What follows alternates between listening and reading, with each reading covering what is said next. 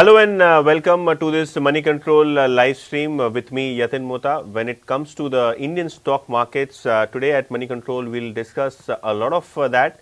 Obviously, today, in line with the global cues, we were quite weak on the markets. In fact, almost 0.4% lost on both Nifty as well as Sensex. Nifty closed below that crucial 25,000 marks and lost nearly 86 points.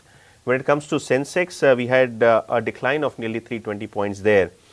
Mid caps and small caps remained quiet. However, the market breadth was almost equal, so almost 1:1 where the advanced decline ratio stood. Sectorally, if you talk about the sectors, auto, IT, pharma were the top losing or the lagging sectors.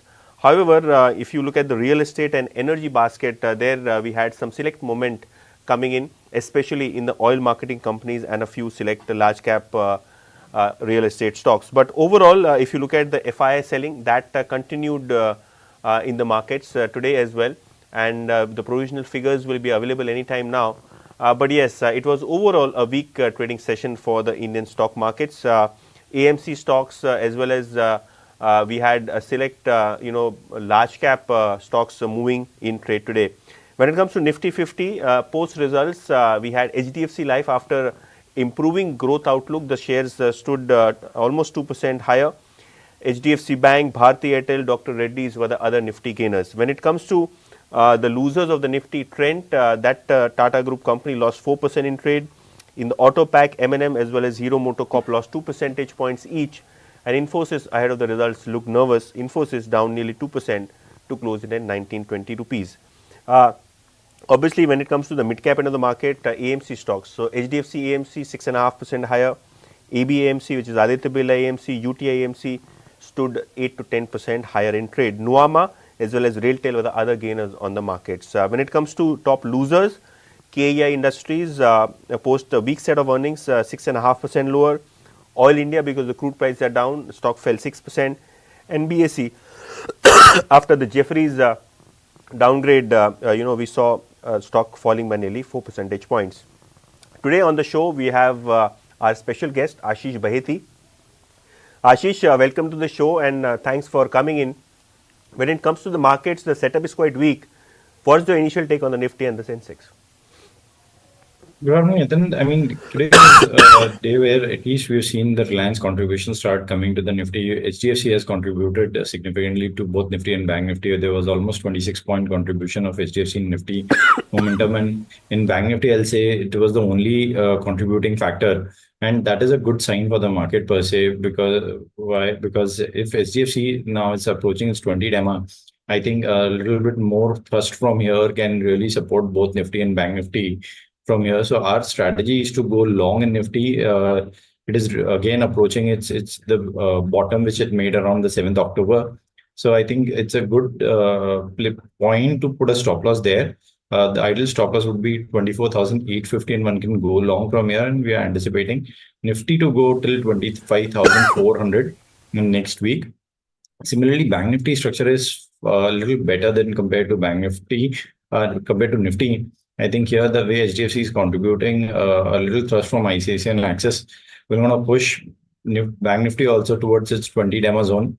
So one can go long in Bank Nifty also by keeping a stop loss of 51,600, and we are anticipating Bank Nifty to go till 52,300 zone. Right, Ashish. When it comes to the setup of the Nifty Bank, we have seen the private sector banks do well.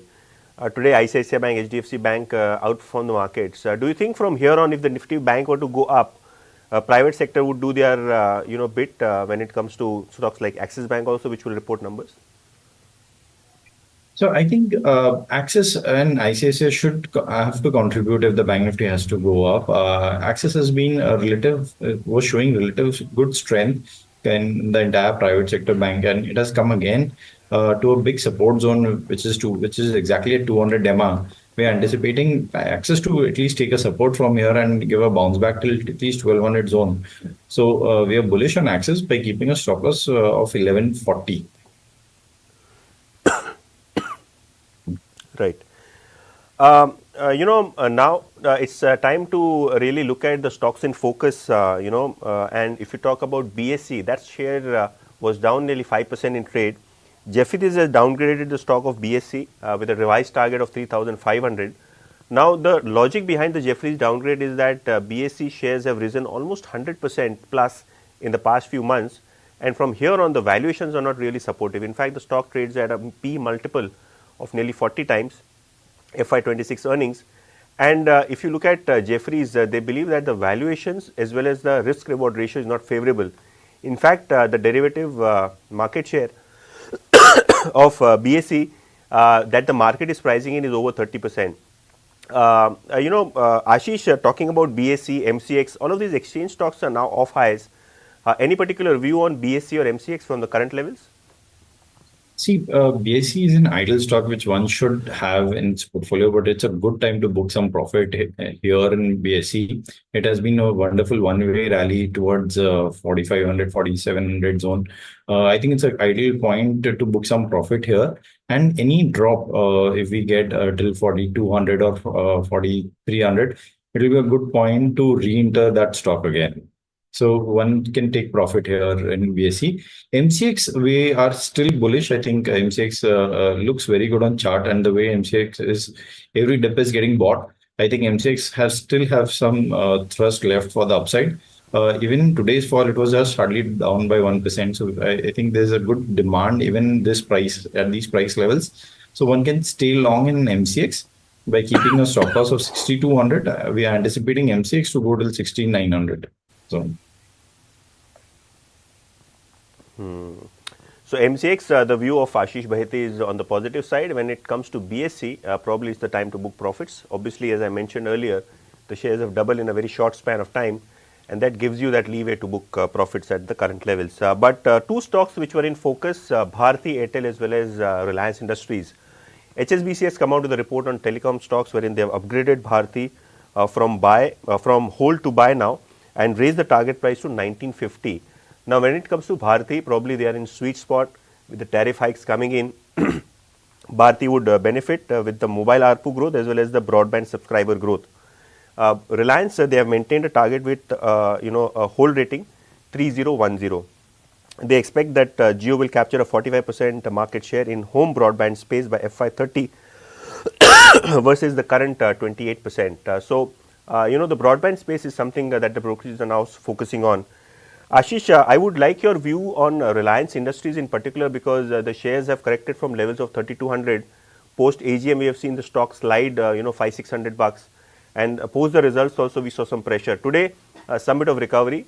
Any support zones or any buying levels that you would keep on mind for Reliance Industries, and also post that give us a view on Bharti Airtel. Yeah. I think we've been very bullish on Reliance. Even yesterday, it was my call on live on air, but I think somehow the stop loss got hit yesterday. But the way the recovery has shown today, I think it is good. One can go long, or at least one should wait and watch till tomorrow if the rally continues. Or if the recovery continues, one can go along by keeping a stop loss of today's day low, which is 2680. But if the rally or the recovery fails tomorrow, one should avoid this stock for the timing right now.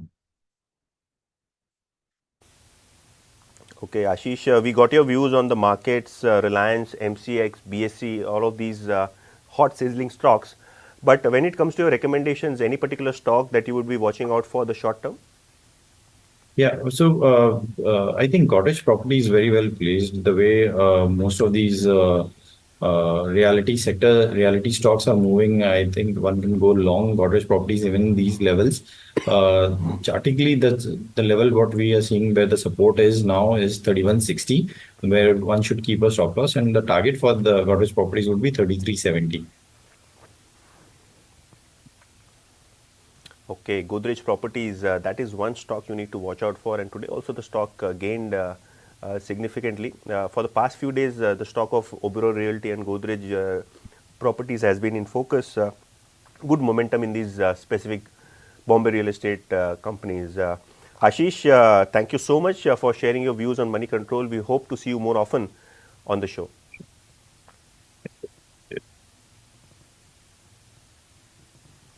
So that was Ashish Bahety from their view coming in, and in general the market has been quiet for last one or two trading sessions, but we have the expiry coming up in a few days that will decide the fate of the markets. But yes, 25,000 on the Nifty is something which is being a support zone and the resistance zone side by side with geopolitical issues and weak global cues.